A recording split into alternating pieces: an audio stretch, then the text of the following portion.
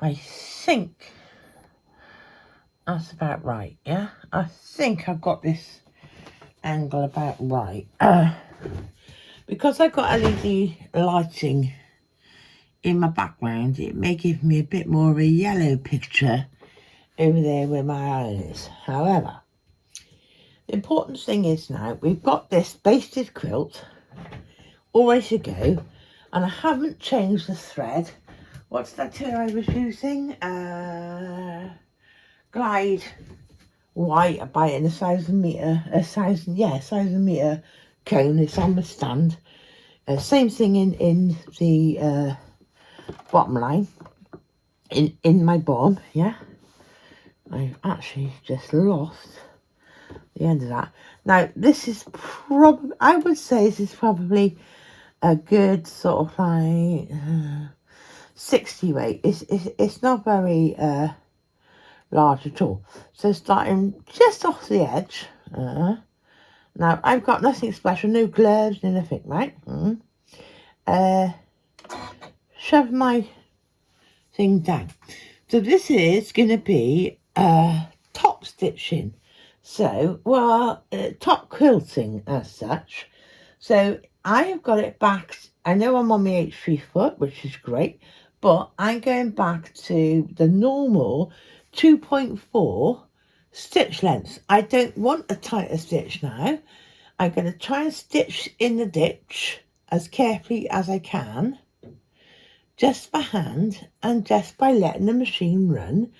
I'm not using a walking foot. If I find that it won't take the width of fabric, because this is like the backing, the batting and the top quilt, top piece, then I might have to change my mind. But let's just see how we go if you were on a normal setup, on a normal, home base.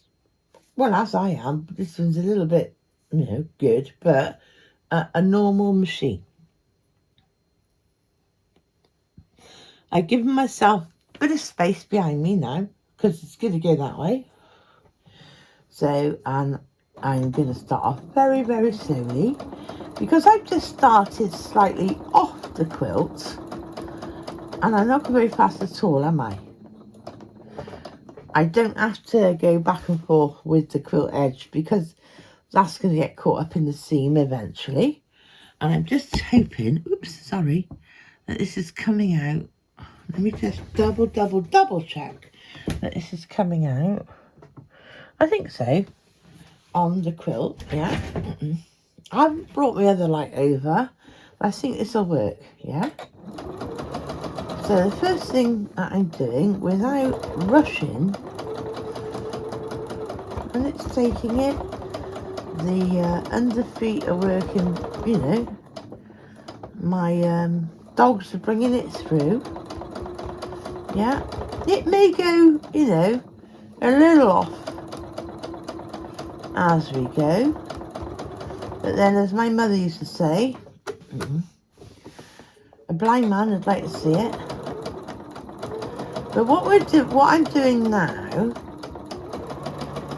is sewing down. Obviously, you want to make sure all your fabric is with you, yeah. And I got both hands this side, both sides of it, A, to open the seam a little bit, and B, to make sure I got a good grip on my fabric as I do it. Now I'll come off that seam and cut it. Now, so that's the seam I've just sewn like that. If I show you the back, because it'll be white, there's the seam from behind. Okay, I'm not worried about what it looks like from behind. I could have put green in, of course I could, but this is like a novelty quilt, only comes out at Christmas. If people want to start putting up my table runners to have a look at the back of it, well, I'd be frowning at them. So now, making sure that that's under the needle. Oh, well, it won't be, will it, till I get there? Under that needle. The second one, I'm just going down the nice straight lines at the moment. So now, again, just off the quilt, I'll start. I'm just trying. You don't have to go fast. Look, you can go slow as you like to. Just so that you're comfortable. The fabric is working with you. Okay. Any point you just stop, relax. Because this is what I found, that when I was doing this sort of stitching, and this isn't even really free quilting, is it? It's not, you know, this is just following a straight line. But even so, your tension can get in your back, your shoulders start stiffening up. So basically, any point, just stop, give your shoulders a shrug and say, come on, girl, come on, it's not the end of the day. And just go as slowly as you like, stitching in the ditch. Now, if I was going to get precise with you, I would say to you that if you could see it, as you pull it, that's the lip. So that's the top, and under it is the ditch. So as it relaxes, it covers the stitches. Well, so they say. You know, if you're that good, it would, I suppose. But it's very difficult for you to be that good. But give yourself a break. At the end of the day, this is your Christmas novelty little runner.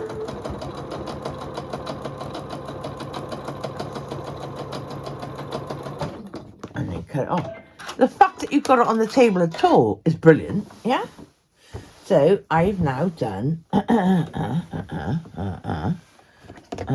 second line, and this time it is a bit better. It has relaxed, and I am stitching the ditch, and you can't really see it. That one I can see a bit, that one I can't, yeah? But you'd have to stop a galloping horse, wouldn't you? So now, I'll put that in a second under. Having done now on the back of it, you can see I've done the tram lines for that part. I am now, just so that I've got my piece of work settled down, move from that bit, just get it under first, right? And then I'll put my thread in. I'm going to do the next runner, you know, into piece down, and do exactly the same.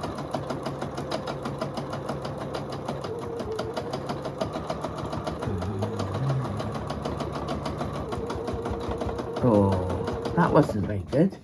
Let's stop that. That wasn't. Oh, and always just one or maybe two folds up so that you can get it under your machine. You might have to sort of like wing this round a bit so that you can get it under your machine. Yeah, pull it back,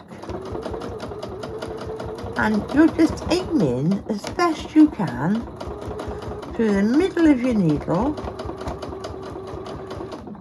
And now you should be using like your normal straight needle, and also pulling it this way so it's not puckering or anything.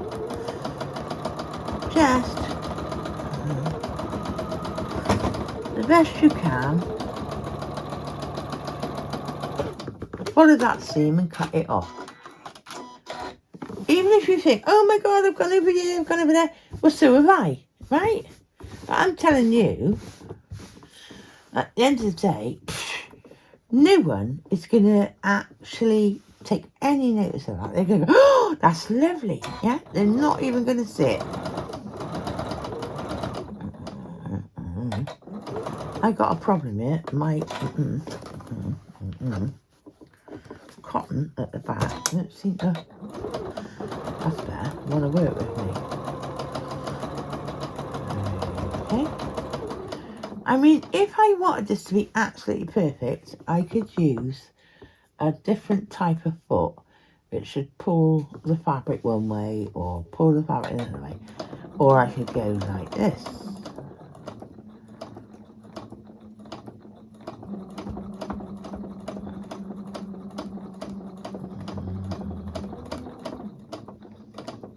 No. I could sew like that, couldn't I? If I wanted it to be absolutely perfect, I could literally do one stitch at a time. But I'm not that bothered. I'm like, oh well, here we go. I got it in a straight line, best as I can do.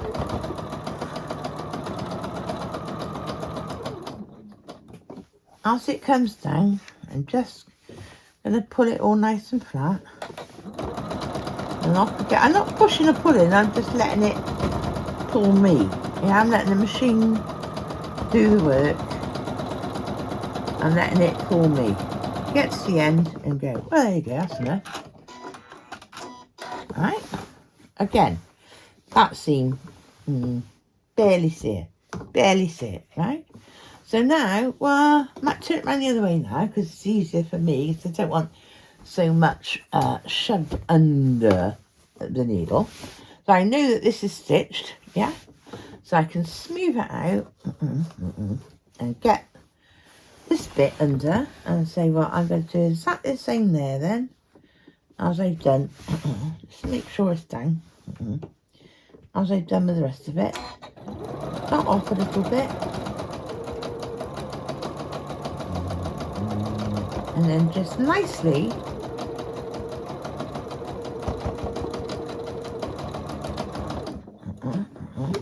and if I see something puckering at it, well, just stop.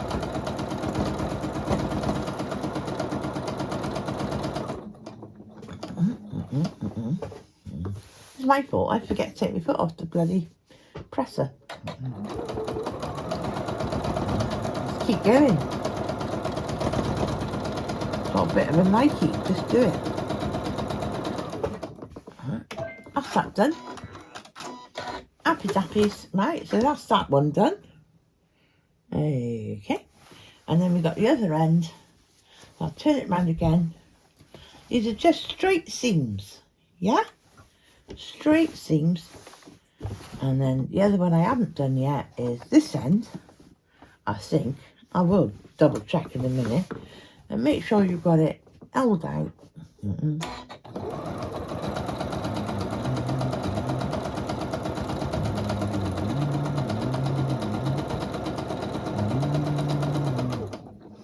Now I know I was a bit haphazard with that, so I ought to take a bit more care, actually.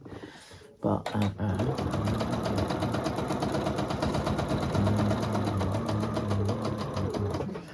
and I can feel some pucker in here.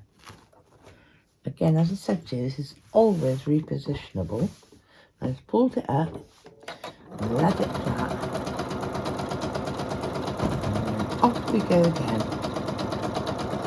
I'm just doing my best to allow it, to follow the stitch line, which it kind of wants to do anyway. So there's the other end done.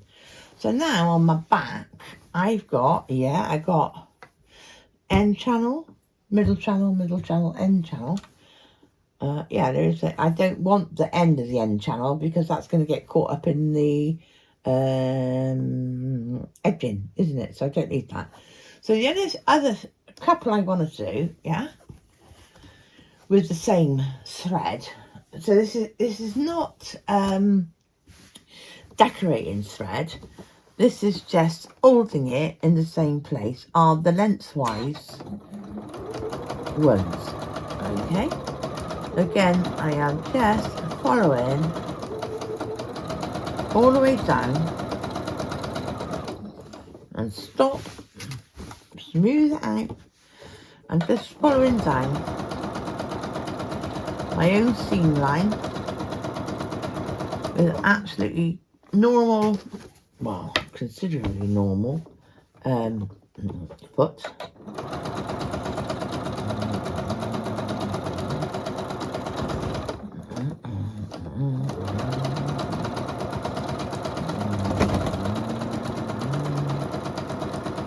It's a long one, this one, isn't it? I'm not pushing it. I am guiding it, just guiding it. So these fingers, I put them like that, you'll see I'm not pushing it. I'm just guiding it, Now if I see something like that that's coming up, where it might give me a burp, I will then kind of be a bit more firm with it and hold it over what might be a burp. Yeah, we don't want any little caught ruckers.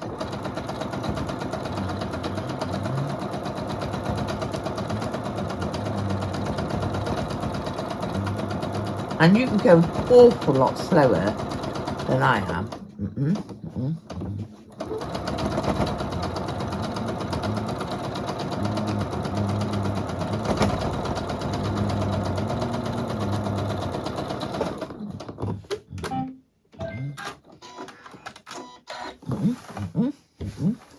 So that's that one done.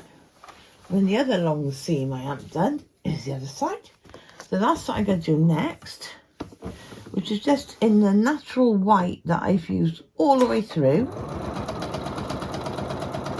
And when you get to a corner like this one where it's not actually quite meeting, well, you might have to wiggle it a bit so that you can get in there, yeah?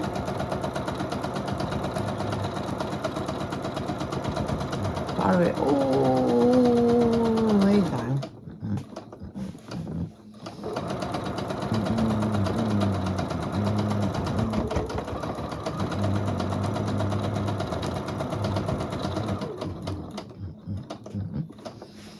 Oh, I let go of the ball there, and I did go a little adrift to my seam line. I'm telling you, nobody, unless they're a freaking judge at a competition, nobody's going to freaking know. Nobody's going to know. They're not looking for that. They're looking at the overall beauty of it.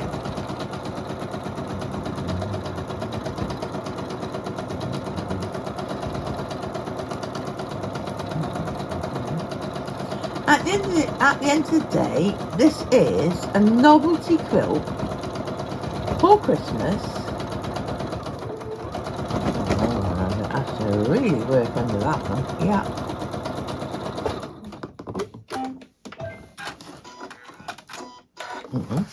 That was a bit of a skew there. You'll see here as I show you. Look, and I went no to get to it. So now, on the back of my quilt, I've got basically everything done bar the individual blocks, okay? Now, in the same vein, if you're a novice top quilter or not happy to sort of like, oh, don't go anywhere else with it, what you could do, if I turn it around the right way, so you can see it, I can't get it in the needle, otherwise you won't see it. So I've just done all around, if you like, the blocks. What you could do then is just segment out your middle block. I mean, you could literally go up and down every line if that's what you want to do, or you could just do around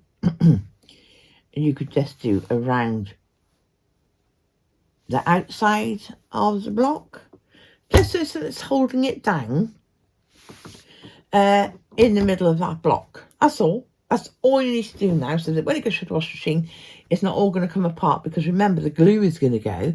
So you could do that if you want. Now, I'm going to do something a little different. I want to do a little bit of pizzazz, a little bit of fun. I'm hoping I can do it with a metallic thread. God knows if it's going to work for me. This is how things go. But that's my next step, because I've already got the gold in this block. So I want to do a bit of gold metallic work. Okay, that's the next bit for me.